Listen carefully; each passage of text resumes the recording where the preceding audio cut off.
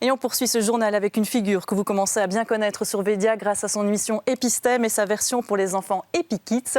Arnaud Stippen, docteur en astrophysique de l'Université de Liège et vulgarisateur, est notre invité. Arnaud, bonsoir. Bonsoir. Merci d'être avec nous. Alors, vous consacrez un EpiKids à la mémoire, un épisode que nos téléspectateurs ont pu voir cet après-midi et qui sera rediffusé d'ailleurs ce dimanche dès 11h. Et justement, du 26 au 30 juin prochain, il y a ces fameuses épreuves du CEB, le certificat d'études de base. L'occasion d'en parler avec vous parce que ça semble lointain et pourtant, il faut déjà s'y préparer. Oui, pour les élèves du primaire, c'est une vraie première grande épreuve qu'il faut préparer longtemps à l'avance. Alors ça fait 6 ans en fait qu'ils la préparent à l'école, mais je pense que c'est un bon conseil d'étudier plusieurs fois la matière parce qu'on se rend compte qu'on perd toujours un petit peu d'informations, la mémoire n'est pas parfaite, mais si on voit plusieurs fois la même matière, eh bien on va la fixer beaucoup plus durablement et en plus grande quantité dans le cerveau. Voilà, parce que la mémoire, en fait, c'est un muscle. C'est un muscle qu'on peut entraîner en quelque sorte. Alors le cerveau n'est pas un muscle évidemment, mais la mémoire, si on joue avec, si on l'utilise régulièrement, eh bien on l'entraîne et on la préserve. Pour les personnes plus âgées, ça peut être quelque chose d'important. Alors justement, est-ce qu'on a quelques astuces ? La première astuce que je peux donner, c'est un rythme de vie sain. C'est-à-dire qu'on sait qu'il y a des facteurs qui vont influencer la mémoire de manière négative. Par exemple, la fatigue, le manque d'activité physique ou sportive. Et puis surtout le stress. Parce que le stress va impacter l'hypophyse, qui est une partie du cerveau, qui va faire le lien entre ce qu'on appelle la mémoire à court terme et la mémoire à long terme. Et donc, pour fixer dans la mémoire à long terme, on a besoin de ne pas trop stresser. Alors pour ne pas trop stresser, il faut le dire aussi aux parents. Alors c'est vrai qu'il y a le terme épreuve, mais finalement il faut plutôt encourager l'enfant. Une épreuve, ça peut être vécu de plein de manières différentes selon le profil de l'enfant et aussi le profil des parents et de l'école.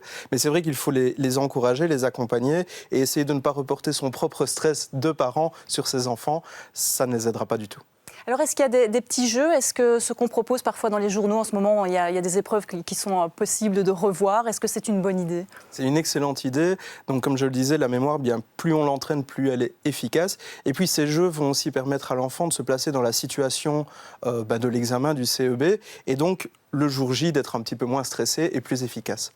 Alors justement, les enfants, c'est un public qui vous passionne, je pense, puisque vous sortez un ouvrage, ça s'appelle Claire et Victor, Le grand voyage dans l'espace. C'est une première série de 9 tomes, si je ne me trompe. C'est bien ça. C'est pour des plus jeunes, c'est plutôt le public des 6-9 ans que je vise avec cette série de livres.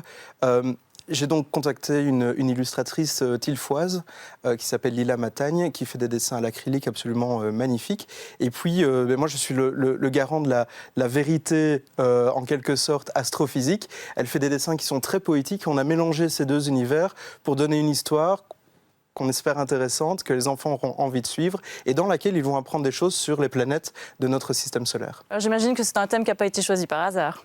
Non, c'est un thème évidemment que j'aime depuis à peu près le même âge, donc depuis à peu près 6-9 ans. Et puis j'avais envie de le partager et de partager cette passion avec un public plus jeune.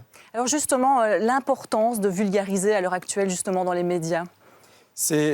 Ma conviction, c'est que c'est non seulement important, mais en plus essentiel, et je suis content de pouvoir le faire avec Védia. C'est une activité qui est très importante parce que la désinformation n'a jamais été aussi importante, et l'esprit critique passe aussi par la science et passe aussi du coup par la vulgarisation qui permet d'amener la science à un public beaucoup plus large que celui des universités ou des centres de recherche. Justement, on parle beaucoup d'intelligence artificielle, de fake news.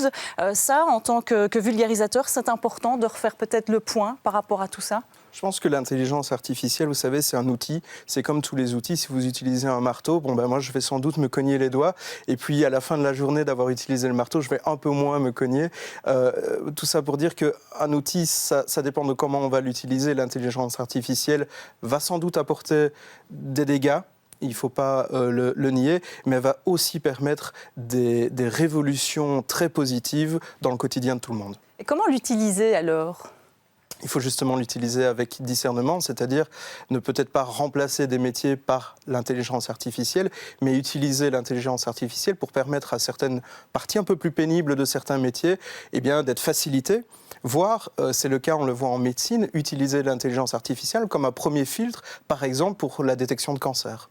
Donc il ne faut pas en avoir peur. Peut-être qu'il y a un peu trop de focus dessus, parce que quand on tape un peu ce qu'on veut, quand on fait une demande un peu particulière, parfois on voit pas mal de choses un peu étranges qui apparaissent. C'est peut-être le jeu qu'il y a autour qu'il faut peut-être nuancer. C'est comme toutes les nouvelles technologies. Vous savez, quand les premiers trains sont arrivés en Europe, on a dit que c'était dangereux pour la santé, que les femmes enceintes qui allaient en train allaient accoucher à cause de la vitesse.